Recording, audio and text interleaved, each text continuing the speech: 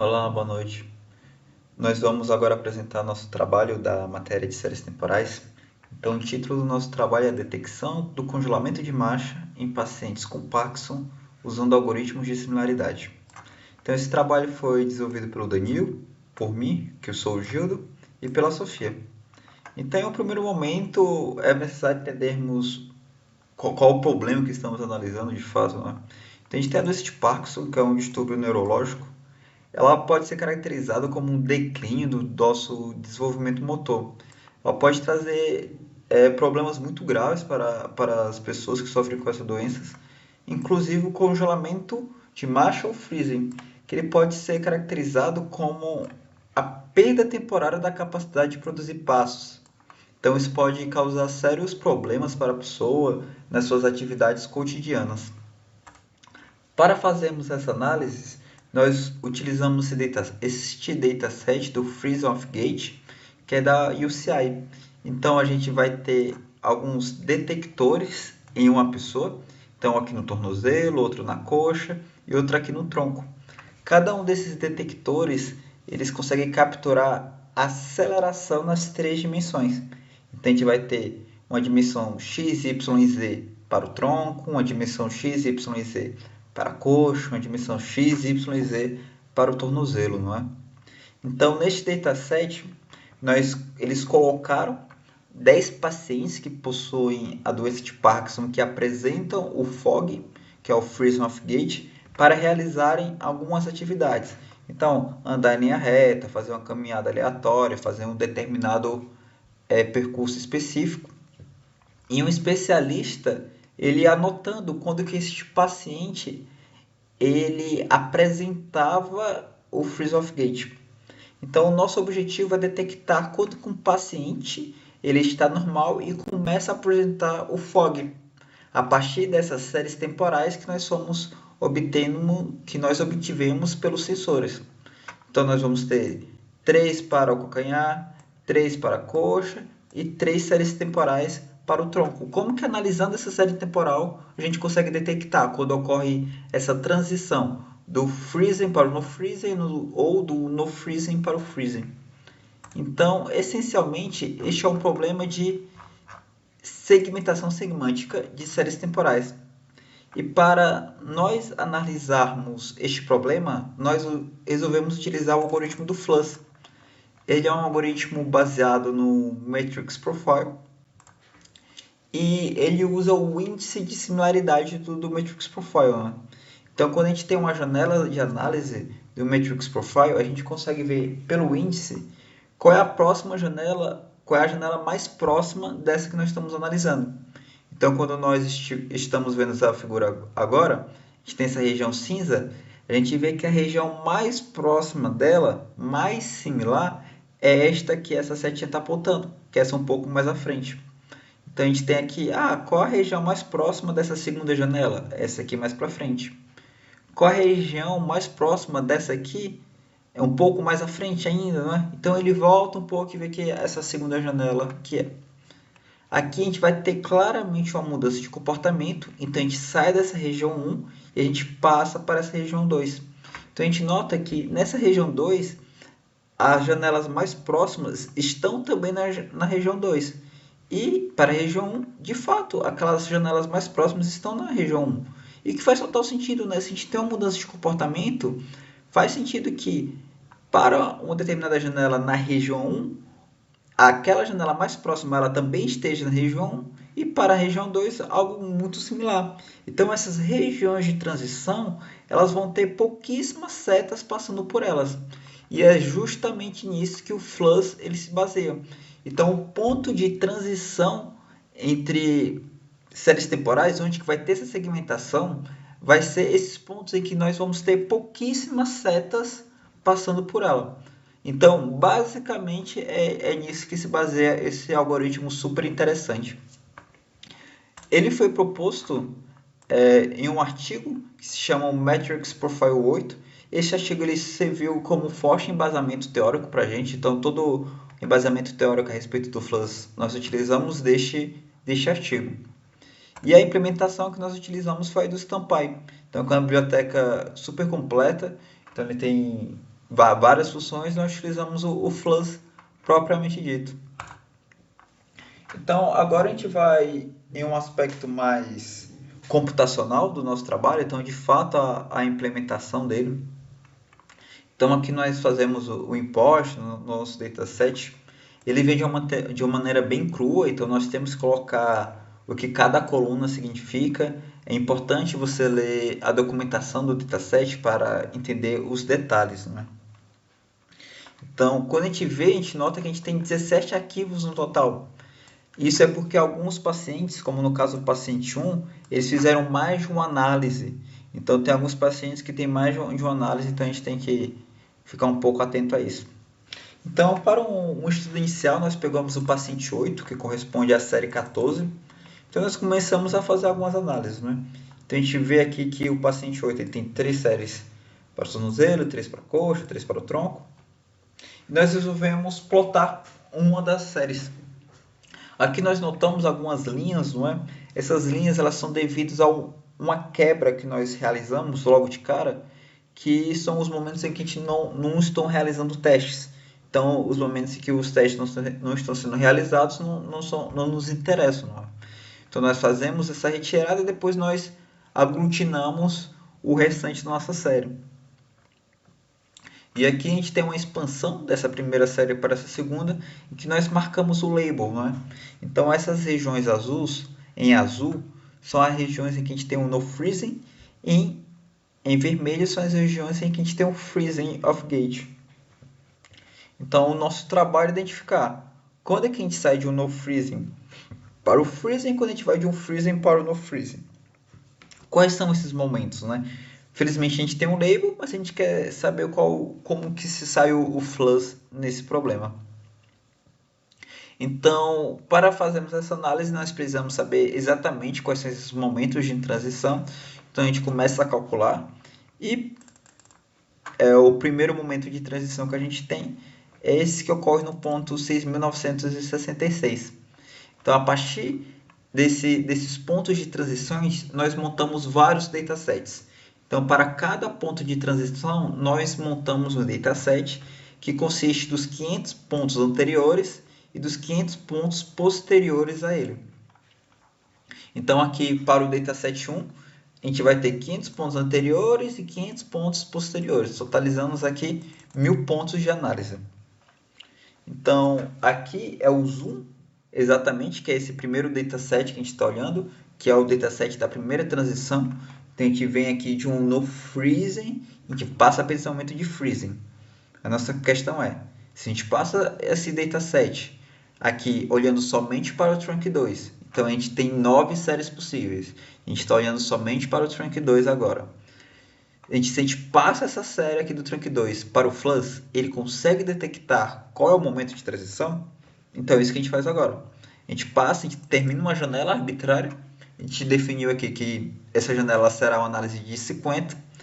E a gente determina qual é o número de regimes, não é? Então a gente determina aqui que a gente tem uma região, depois a gente tem outra, apenas duas. E a gente pede para o flush calcular a partir do estampar e nós detectamos que tivemos uma precisão até boa. Então a gente diferiu da resposta correta por 66, o que é um resultado até bom, dado que a gente tem mais de 1000 pontos, né? Cerca de 1000 pontos ali. Então quando a gente faz o plot, a gente vê que há uma pequena diferença entre aquilo que de fato aconteceu, que é o regime de transição, e para o que o Flutter detectou. Então isso poderia nos indicar que o Flutter ele consegue se sair bem nessa tarefa. Isso é olhando somente uma das séries, que é o Trunk 2. Mas quando a gente começa a ver mais regiões de transições, a gente vai ver um resultado bem diferente. Então aqui a gente precisa encontrar a região de transição para regiões não triviais. Então a gente pegou os 500 pontos anteriores e os 500 pontos posteriores. Mas isso não garante que a gente não vai ter nenhum outro ponto de transição, por exemplo, bem aqui, não é? Então a gente só garante que a gente vai ter 1000 pontos e que necessariamente a gente vai ter um ponto de transição na metade da nossa série. Mas encontrar essas outras regiões não triviais é uma tarefa um pouco mais complexa. É isso que a gente faz aqui. Então, dada todos os datasets que nós montamos, 4 deles vão ter mais de um ponto, que são esses pontos não triviais que precisam ser marcados, né? E a partir da marcação desses pontos, a gente pode fazer uma análise de região por região, que no total vão ser 28 regiões de transição. Então a gente começa aqui a partir de alguns fós, detectando quais são essas regiões, não é? Então aqui, novamente, a região 1, que a gente notou um bom desempenho, mas logo em seguida para a região 2, a gente já nota que ela não é tão boa assim. Então aqui a gente tem mais ou menos, aqui a gente tem o meio da série e aqui já mais ou menos o final da série. Então a gente errou quase que completamente a região de transição. A gente nota que, de fato, aqui nessa região a gente tem um comportamento bem diferente do que a gente vê de forma geral no restante. De fato, essa é a região mais diferente. Mas, apesar de ser mais diferente, não é aqui que ocorre a transição do freezing para o no freezing, neste caso, né? E prosseguindo, nós vemos situações semelhantes. Então, aqui que de fato, visualmente, nós conseguimos notar que tem a parte mais diferente, mas não é aqui que a gente tem a mudança de transição do no freezing para o freezing agora. E ao longo dessa série a gente vê que em alguns momentos de fato a gente tem um bom comportamento, como aqui no caso 5, né, na quinta região. Mas são 28 plots para fazermos essa análise, isso somente para o Trunk 2 e somente para o paciente 8. Então, apesar da análise visual ser um bom indicativo, ser aquilo que de forma mais intuitiva nós fazemos, não tem condições, não é, de fazermos tudo isso para todas as 9 séries temporais de todos os pacientes. Então, isso serve como uma motivacional para criarmos uma métrica, para fazermos essa análise de uma maneira um pouco mais automática, né? Então, pelo menos para propor algo melhor do que somente olhar todas as séries. Então, nós propomos uma métrica bem simples. Então, a gente vai ter, para determinado paciente, ele vai ter N regiões de transições e a partir e em cada região a gente pode ter mais de um ponto de transição, não é? Então, quando a gente separa aquela janela de 1000 pontos, a gente pode ter mais de um ponto em que vai ocorrer a transição. Então, a gente vai ter esses I pontos de transição e ele vai ser comparado. Então, para cada I ponto de transição, a gente vai fazer a comparação entre o previsto e o real. E a gente vai normalizar pelo número de transições que ocorrem em uma determinada região que nós estamos analisando. Então, assim a gente define o erro da região e o erro de uma determinada série, seja o ENCON 1, o ENCON 2, o Trunk 2, o Trunk 3. O erro dessa série ela vai ser a média do erro de cada região analisada.